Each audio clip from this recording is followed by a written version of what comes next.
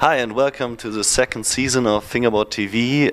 Our guest today is Timo Kranz from Berlin. Hi Timo. Hi Stegen. So Timo, first tell me something about the Berlin fingerboard scene. The Berlin fingerboard scene, the thing in Berlin starts in 2003 with the Titus Berlin fingerboard team, and we don't like the name Titus Berlin fingerboard show team, so we give ourselves another name called ASI, maybe better well known worldwide right now. And this is how it all started. So we just make little fingerboard contests here in Berlin. We created a little team. We had fingerboard shows. And I think it's the thing, if you build a soccer field somewhere, people start playing soccer. So we give the people the chance to fingerboard, and the next generations came and kids started fingerboarding because we give them the possibility to fingerboard. Yeah. Okay. And who is ASI Berlin? So who's on the team? Can you name the members? Or is it, are there too many? Right now there are quite a few. But the original team members are Dimitri Schlotthauer, our fingerboard world champion 2010, then Lennart Bemke, Arne Rof, myself, and then the next riders was Ramon Angelo, and then the Dirty Harry, Harald Schön came, and then we had Max von Noltinger, I forgot the little Max, and right now it's, we got Daniel Doku came when he moved from Munich to Berlin. He got into the team, and I think we got a few riders more. Ente for sure, Ente, I forgot Ente. How could I forget Ente? Ente from Radio Skateboards, yes. Great guy. So, how long do you fingerboard? I started fingerboarding when the Tech Deck came out. This was in 1999. But before I was fingerboarding with two hands. I had always fingerboards beside my skateboard career. I could not tell it's a career, but I was skateboarding for years before when I started fingerboarding. But I do it with both hands. And somebody told me that there's a possibility to do the ollie, the same technique like you do with a big skateboard. And this was for me the point I started fingerboarding, and this was like 10 years ago. 10 years ago, really. So I'm asking because I saw you on many fingerboard videos many years ago. The first Pissing Fingers, where we can see the, I think the German championships, and you've been there. So you have been world champion too. Oh yeah, in 2009 I won the Fast Fingers, which is the world fingerboard championship competition. I was really lucky that I won against Dimitri Schlotthauer because I know he's a better fingerboarder than I am, but I had, he didn't land the backside 180 flip. What should I do? So we say the backside 180 flip is the easy one, you know?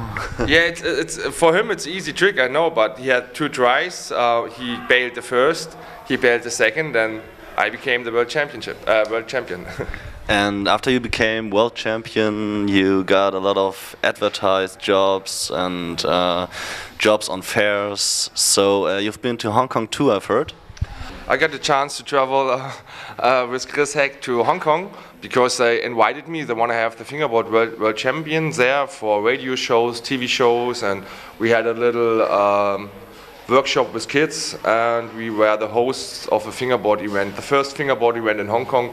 Chris and myself were the host of it, so I did a little bit of moderation, and we showed the kids how to fingerboard, but there were only 20 competitioners because they don't want to have more. I don't know why. Isn't it interesting to travel to Hong Kong and see a whole different scene? So you told me yesterday that there's a whole huge scene in Hong Kong, China. So what have been your impressions of this contest or this trip?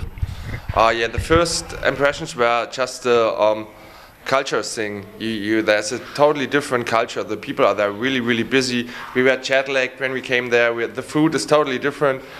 Chris is a vegetarian, and I think the Chinese people eat meat all day. And he had a little bit the problems to find some good meat for some good meal for him. So we had just like the culture shock thing. But it was really, really interesting, and the people were totally friendly, and the city was really safe. I feel safe there. I think this is not normal if you travel somewhere that you feel safe. So, and the fingerboard scene was kind of undeveloped until the date we came there. There were a few riders, but one told us, yeah, he's fingerboarding for 5 years, and I was like, oh my God, so show me your skills. And yeah, the skill level was not too high. How I can say it like this. So maybe it is because the whole commercial thing isn't that huge in China, so you don't got that many companies, I think. So I don't know it, but I think that's maybe a point because you don't have that much companies, you don't have that much contests, so the level is maybe not that high like in Germany. Yeah, there's only one store in Hong Kong that sells fingerboards, and I think it's the only store in big China, and China is really big, and there's only one store who sells fingerboards. Okay, the word store is a good bridge because maybe you asked where we are sitting here. This is an old slaughterhouse right in Berlin, Germany, and this is your new shop, I think. Yeah, it's a brand new Black River flagship store, and I be the store manager. Okay. And yeah, we opened like 1.5 months ago in the beginning of December, and it's like a little brand new concept because we serve 100% fingerboarding, a little skateboarding beside. Back in the day it was a skate shop, so had fingerboarding a little bit and major skateboarding, and for us it's different. So we had the people came here because they know they get everything they want from the fingerboard scene, fingerboard products. We got different brands you only get in web shops, so you can come here, we can fix your setup, we can help you with trick problems and things like this. And yeah, and maybe you hear it in the back. We got like 20 kids here practicing every day because you got big fingerboard parks you can use, you don't have to pay for it. So yeah, fingerboarding is coming and you can feel it in the store here. I think this is a big chance for Berlin because Berlin got a very huge level, a very high level, but I think maybe there are some kids that grow up with fingerboarding because the shop is here and it's a very nice shop, so we'll show some impressions out of the shop. It's a very styled shop, you know, many fingerboard parks, so we like. And you said yesterday it was a project that came from the heart because you thought many years about building up a fingerboard shop in Berlin. So tell us something about the problems you had.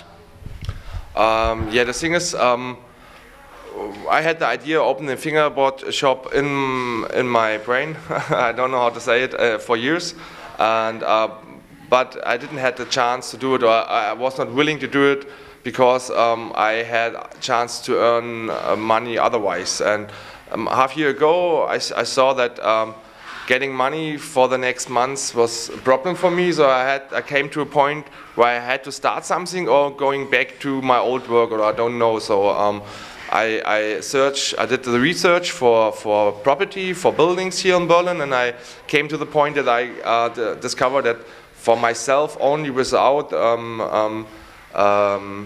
somebody in the back with big money on the bank account, I would not get a nice store here in Berlin because you have to pay the rent, you have to pay everything, and it's a good thing was when I found this store here and I discovered that I could not pay the rent by myself.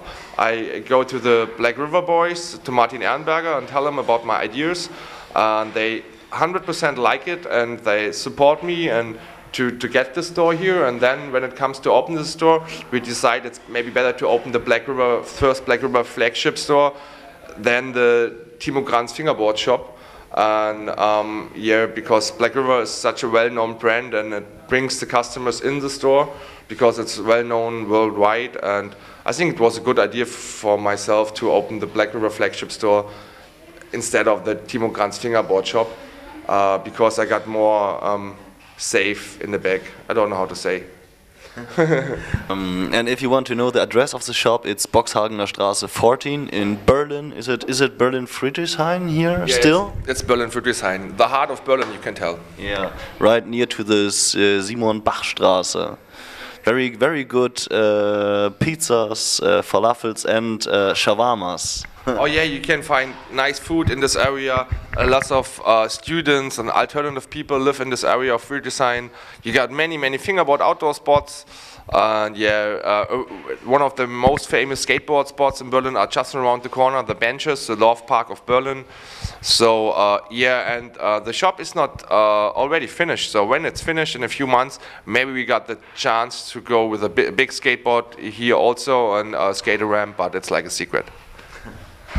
No, it isn't a secret anymore, I think. Okay, so I think this was the interview. Timo, any last words? So some pearls of wisdom? Not of wisdom, but yeah, come visit the store, and yeah, thank you Basti, thank you Martin, and yeah, go fingerboard. Okay, goodbye from the slaughterhouse.